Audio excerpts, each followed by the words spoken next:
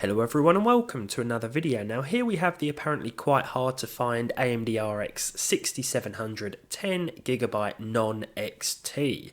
This thing seems to be in stock in a few regions, but its limited availability is definitely represented by the lack of videos or reviews here on YouTube. I paid just over £300 here in the UK at eBuyer, and at that price it seems like a solid deal, a card that's going to offer good performance for the price. This is the PowerColor version I've got, one of, if not the only version I've managed to find. It sports 10 gigs of Samsung GDDR6 and requires one 8-pin and one 6-pin connector. It's intended for 1440p gaming as printed right on the box, so today I thought we'd just play a few games, and in the future, in some other videos, we'll compare it to a couple of other GPUs. In the box we get, well, not much, just the card, some cardboard, and a couple of spongy protector things. I quite like that though, to be honest. Driver discs and paper pamphlets aren't really necessary in 2022. They're a nice touch, don't get me wrong, but I can't imagine either are looked at by many people who are eager to just slot a new card into their system. Let's get into a few titles then and see what this thing is capable of. Okay, so here we are in our first game, Cyberpunk 2077. If I jump into the settings, I've actually gone with medium all round here, medium crowd density, medium graphics. The quick preset is also set to medium. Now since the 1.6 patch, the presets are actually slightly different. There are more things left on high. Things have changed a little bit. FSR usually defaults to auto, but I've turned it off, so we are playing at native 2560 by 1440. If we jump back into the game and begin the benchmark, you can see that we are hitting at least 60 frames per second, even in busier downtown parts of the game. Temperature wise, the card is holding up pretty well, less than 65 degrees. This is the first game. Whoops. Oh, what's your problem, she says. Obviously my driving, right. So yeah, 61 degrees at the moment. The card is boosting to at least 2500 megahertz on occasion. These RDNA 2 GPUs are clocked quite high, which I do like to see. In a slightly emptier part of town now, or at least I thought it was. This is actually quite a demanding part of the game here. Look, you can see a few drops below 60 FPS now. Look at all of these people just getting in the way of my bullets. If we run back up here, you can see that the frame rate is shooting up towards 70, 75 FPS. It's a very solid experience. There will be dips below 60, as I say, but for the most part, this is certainly how I play. You could push things to high if you wanted to. Where are you? Oh dear, they've got skulls. That means they're going to kill me in about one shot. I think it was a channel by the name of Ancient Gameplays. I believe that I first saw this card in action. Up until then, I didn't even know this thing existed. I heard rumours of it, but I didn't actually know it had been released until I saw a few videos, and I definitely recommend checking those out too. For price to performance, or in terms of price to performance, it seems like a solid GPU if you can actually find it, or if it's priced well where you live. Okay, so here we are in Elden Ring, 2560 by 1440 once again. Now the quality settings read custom, and that is because I've turned depth of field and motion blur off, but everything else is set to high. I didn't go with maximum because a lot of the time the difference between high and maximum in terms of visuals isn't that noticeable, so no matter the card I'm using, I rarely tend to go with ultra or very high anyway. 60 FPS is the cap, and 60 FPS is what the card hits, no problem here. I'm sure there will be a few dips and drops like there, here and there, but for the most part the game looks really good and it performs really well too. Let's just see if we can wipe a couple of these guys out, just rolling on the floor as I tend to do. Yeah, I'm not brilliant at this game. Sorry if you can hear the mouse clicks in the background. I'm trying a new way of doing things where I'm actually playing as I record, but I'll try and work out a way to silence the mouse a little bit. Let's take on all of these guys, which is bound to be a mistake. Maybe if I hide behind this wall, they're not going to see me. Hello? Ah, and it didn't work. They've seen me. Right, run away. They've got dogs as well, or wolves, or whatever they're called. This will be easy. Look at this. Let's just a quick jump and a wipe out there. There we go. Look at that. 2 in 1. Let's just take... Oh, I wasn't expecting this. No, no, no, no, no. No, no, no, no, no, no, no, no, no, no.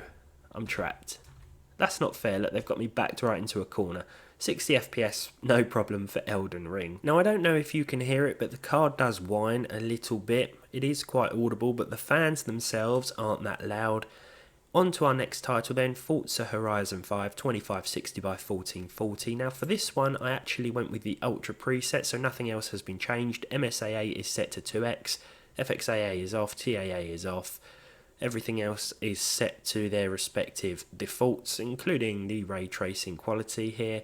Let's jump into a race and see just how well these settings do. So here we are in the middle of the race, hitting at least 80 FPS, 100 FPS just then.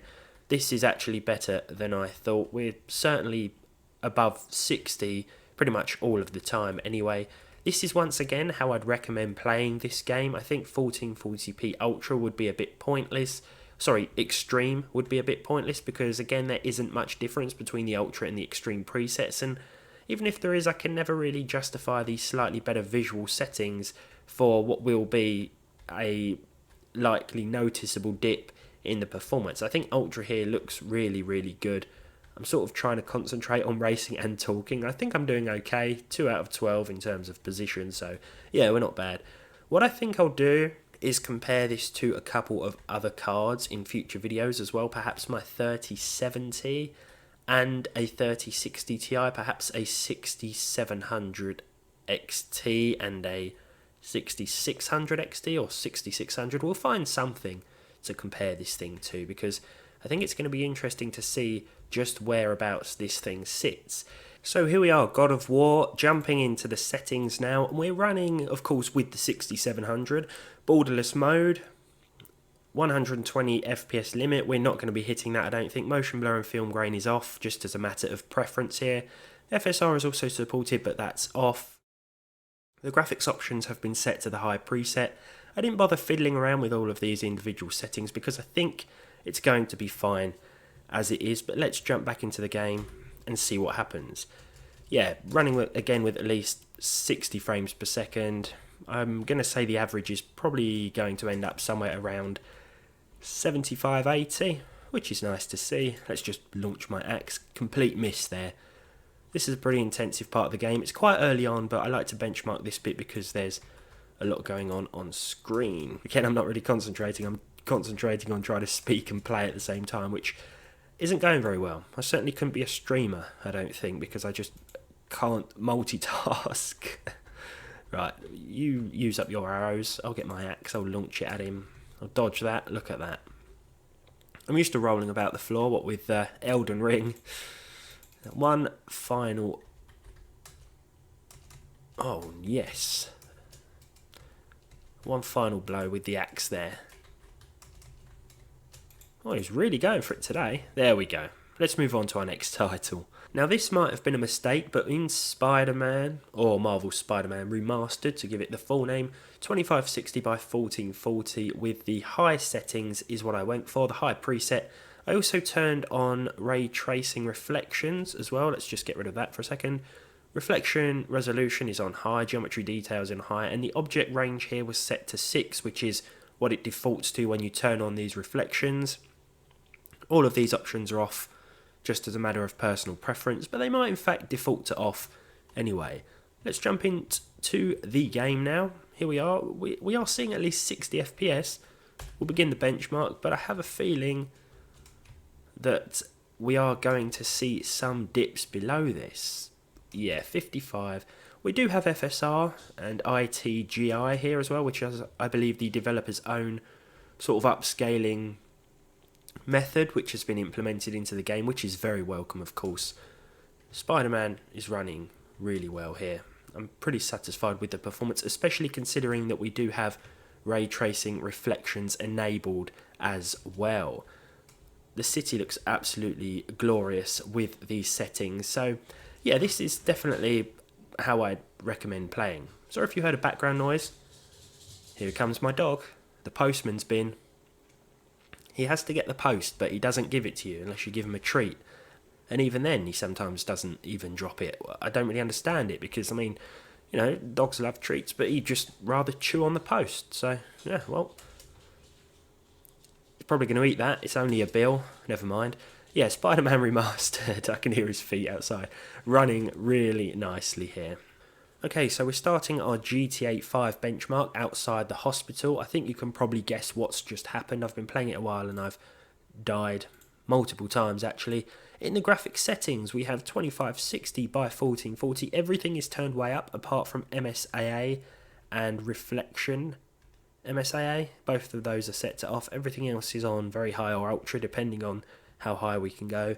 In the advanced graphics, long shadows, high res shadows and high detail streaming while flying are all on, and everything else is set to its maximum, of course apart from frame scaling mode, which is off. This is native 2560 by 1440. Look at that selection of cars there, perfect for a grenade. Let's see if we can get this to drop below 60 FPS.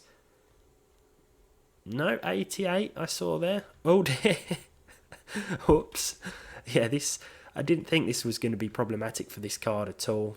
Actually, it is an old game, but it still holds up fairly well. It still looks really good in 2022 when you turn the visuals right up. I don't want to blow that car up, actually. Oh, I actually want that car. So we'll just have to chuck that grenade up there. Please don't get blown up, car. There we go. We can have this one. Let's get the grenades again. Did I just drop that next to me? I did. Clumsy. Yeah, GTA 5, there's not going to be any problems here. Okay, so in Battlefield 5, we're going to go with 2560 by 1440 again. I've turned all of these options off just as a matter of personal preference. Chromatic aberration, film grain, vignette, and lens distortion. Motion blur is also off. In the advanced options, let's actually get that out of the way. I've turned basically everything. Well, I've just used the high graphics quality preset. We could use ultra, of course, but again, not much difference between the two visually, so we might as well go with high and get the extra frames. Now with Battlefield 5, when you first switch to DX12 mode, there will be a few stutters. You have to sort of play it for a while until it sort of evens out. That's what I've done here. There might be a few little dips and drops that you can pick up on screen, but for the most part it's running really well, as expected. This is an older game now, but it is still very fun, even though I'm not particularly good at it. Let's just see if we can wipe someone out here. I quite like this level. I think the trains that sort of break up your line of sight make it quite exciting. I'm going to go for... Oh, my man's on fire there. That's not brilliant. Okay, so here we are right in the middle of Valentine in Red Dead Redemption 2. Here we're using Digital Foundry's console equivalent settings. This is what you'll find on the Xbox Series X, for example, although we have got the resolution at 1440p as opposed to 4K. Although I think 4K is certainly going to be possible. If we jump into the settings, you'll see everything here. The only thing I've done differently is turn motion blur off because I just don't like it. Again, it's a personal preference. AMD FSR 2.0 has also been implemented, but I've left it off here because it's completely unnecessary. Let's just cause a little bit of trouble here, starting by taking this bloke's horse. Sorry about this, but I'm running a benchmark. I hope you can understand. If we just run through town, you'll see that we dip to around 90 FPS. I am recording it externally, of course, so what you see here is what you get. There's no performance hit due to internal recording or anything like that, although, of course, you can use Relive capture software to capture or stream your gameplay if you want to. This looks like a pretty decent stagecoach to rob. Or we won't rob him, we'll just shoot him and then take it afterwards like the true Western way. And the horses are going to run off. Hold on a minute. I want to see what you've got. Look at this, over 100 FPS now. What's happened? They've shot my oil lamp. Look at this. My horse carriage is on fire. The horses are probably going to be on fire in a minute. Oh my goodness, what an absolute disaster. Can I call my horse to get me out of this, or am I just going to be shot to death? Right, let's work on wiping these lot out first. Come on, get rid of you. I shot his hat off, which obviously isn't good enough. Where's my horse gone? Whoa! Whoa! What are you doing, fella? There we go. My horse has just given up. I think he's fled. He doesn't want anything to do with this. As you can see though, performance is really good at 1440p. I would perhaps recommend going a bit higher to 4K. It's totally up to you.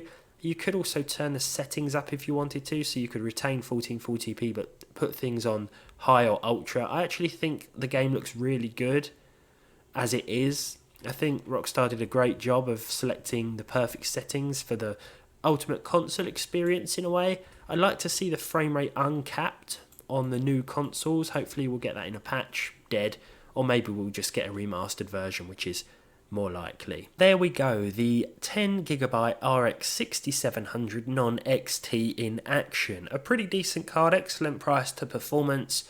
I haven't seen it available in many countries or on many websites. Even here in the UK it's quite scarce, but hopefully I've given you a good look at what it can do, and we'll be comparing it to a few other cards in the near future as well.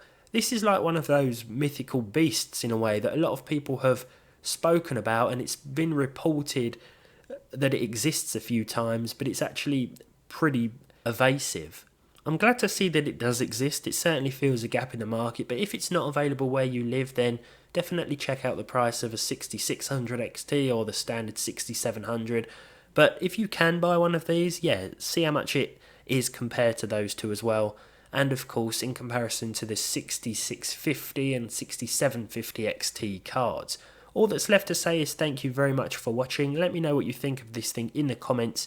If you enjoyed this one, leave a like, leave a dislike if you didn't. Subscribe to the channel if you haven't done so already, and hopefully I'll see all of you in the next one.